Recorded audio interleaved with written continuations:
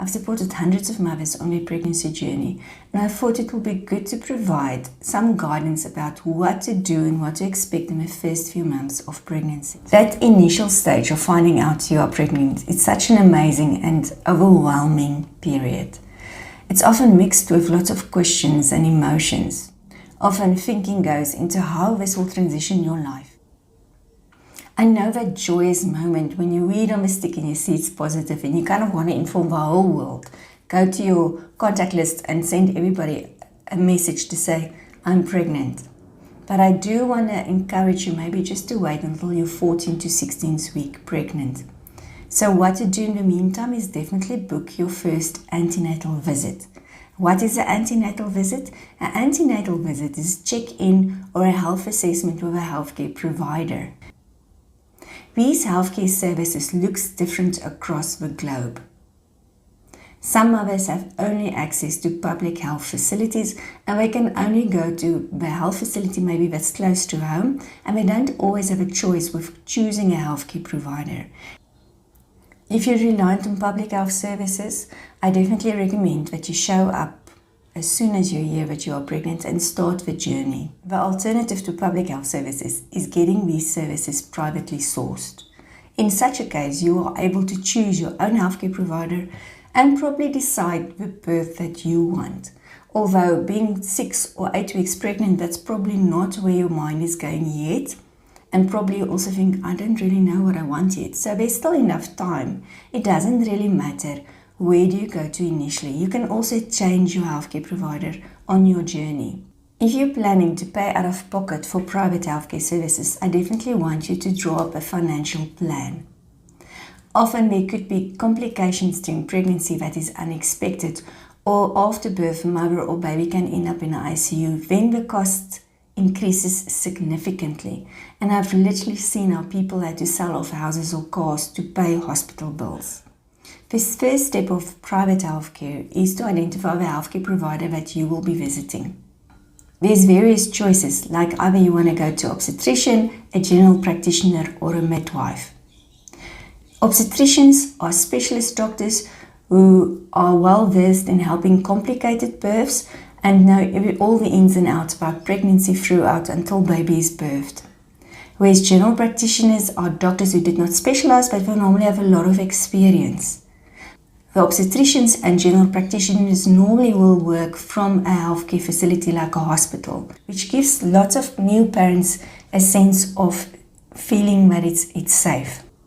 If you always dreamt of having a normal delivery in the comfort of your home, then a midwife is maybe the best person to choose. Midwives often also rely on natural ways to manage pain. How to seek your healthcare professional? Social media. Go into social media and see who new mothers discuss. There's often like these community groups for new mothers in your area. See if you can find out which social media platform is good to track and to go and investigate who are mothers talking about. It's also important to identify your support person. So either it's a husband, your life partner, or a close friend, or your sister or your mother, whoever that is. Decide early on also to include that person in your pregnancy journey. I definitely think a doula is a good support person to have with you if there's nobody that you can identify that will be supportive towards your needs on your big day. Hospital visits can also help you to decide which hospital do you want to go to when you're delivering your baby. Hospitals always have a time available for parents to come and view their facilities. Next, I want to move into these antenatal visits. What exactly is an antenatal visit? An antenatal visit is a check-in with a healthcare provider. Your first antenatal visit will be where they just get baseline health information about you. During your antenatal visit, they will monitor your vital signs, which include a blood pressure check, your pulse, monitor if you have enough oxygen in your body, and your temperature. A glucose test monitor for diabetes, and a hemoglobin test monitor to see if you have enough red blood cells to carry oxygen around in your body. As when you fall pregnant, your body now also needs to start producing more red blood cells to support your baby, your growing baby. So therefore, we need to make sure that there's enough of these cells to support you and baby. Antenatal visits are also normally accompanied by a urine test where various illnesses are picked up. It will be good to know your initial blood pressure because often with pregnancy there could be blood pressure related complications. Diabetes or high blood pressure can present during pregnancy, which is often just for the period whilst you're pregnant and often disappears once baby is born. Blood tests are also drawn during your first antenatal visit to check your blood group, so that's if you're O or B, your rhesus factor, if you're positive or negative, so the A positive or B negative. Our blood tests normally include to test for certain infections like rubella, which is German measles. When mothers contract rubella during pregnancy, it can be detrimental for your baby. In those cases, we often need to monitor whether the mother has antibodies against rubella, and then probably you will be immunized with a rubella vaccination very early on in pregnancy. Other infections include sexually transmitted diseases like HIV, hepatitis B, and syphilis.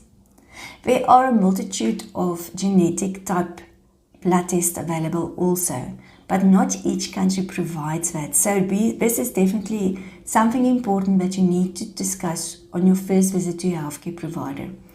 If there are certain conditions within your family and they are testable, you can request for those specific tests.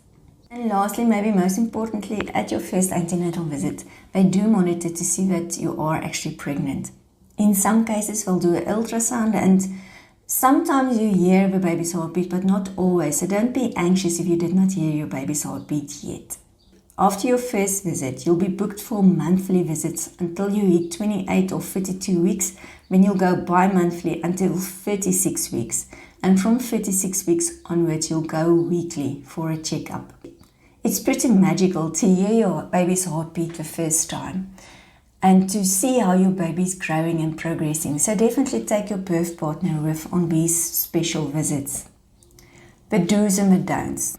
During your pregnancy journey, I definitely recommend to stop drinking any alcohol, even on special occasions.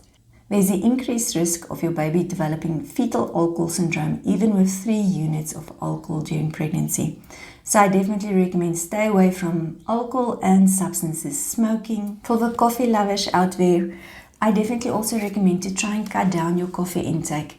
I think studies recommend not more than 5 units. I'll definitely even cut down to 1 or 2 units a day. Then questions like, can I dye my hair? Can I wear high heels? Or can I go to the dentist when I'm pregnant?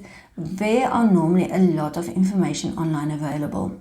So first of all, find 2 or 3 reputable sites. So a reputable site is normally a website from a university or an app that's provided by a healthcare facility. They normally have updated evidence-based information. That means the newest information regarding pregnancy available to you. Nutrition is also a very important area within pregnancy because now your body needs to provide to a growing baby. So what does your growing baby need? Your baby needs to eat from the 4 important food groups, which include proteins, good fats, minerals, vitamins, and carbohydrates. World Health Organization recommends 1 portion of protein with every meal. And yes, it's important to eat healthy, but don't feel overwhelmed to eat perfectly. Just make small changes to adapt to support your baby's growth. It doesn't always have to be perfect. Exercising is also important during pregnancy.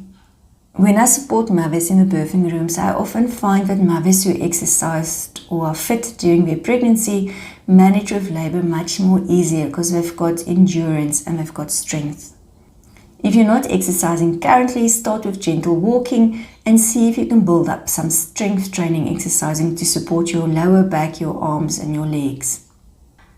Your pelvic floor muscles do take a lot of strain during pregnancy, so it's important to keep them strong. And another important area is to sleep enough. Your body needs to grow your baby and therefore it also needs to rest. Considering your mental health.